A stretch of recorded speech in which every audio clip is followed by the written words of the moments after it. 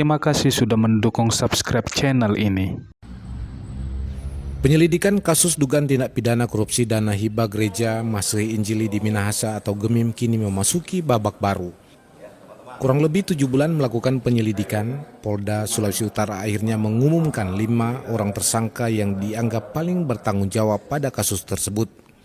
Selama proses penyelidikan hingga penyidikan, Polda Sulawesi Utara telah memeriksa sebanyak 84 orang saksi dari berbagai instansi, termasuk inspektorat, sinode, dan ahli hukum.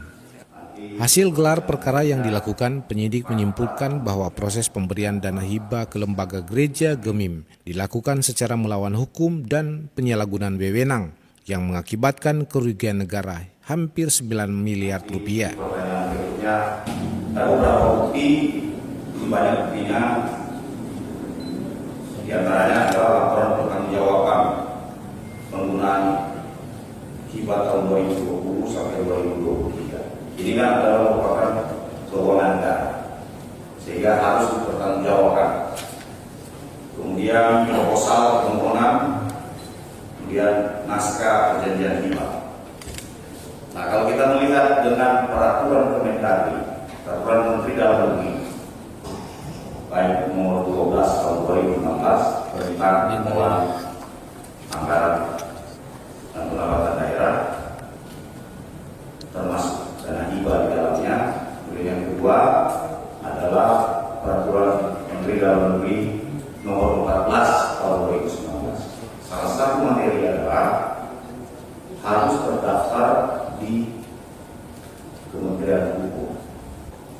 Nah, berdasarkan juga kami sudah melakukan langkah audit yang dilakukan oleh lembaga resmi berdasarkan undang-undang BPKB, di mana telah terjadi kerugian keuangan negara sebesar 8 miliar 967 juta 684.405,98 rupiah.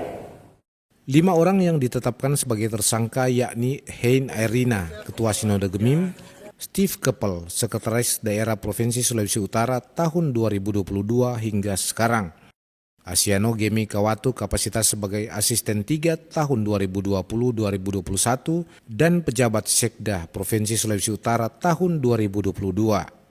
Selain 3 tersangka tersebut, Polda Sulawesi Utara juga menetapkan mantan Kepala Badan Keuangan Provinsi tahun 2020 Jeffrey Kurengkeng serta Freddy Kaligis selaku Kepala Biro Kesra Sekda Provinsi tahun 2021 hingga sekarang. Kapolda bilang ini murni penegakan hukum. 5 orang yang ditetapkan sebagai tersangka merupakan oknum di lembaga gereja Gemim dan pemerintah Provinsi Sulawesi Utara.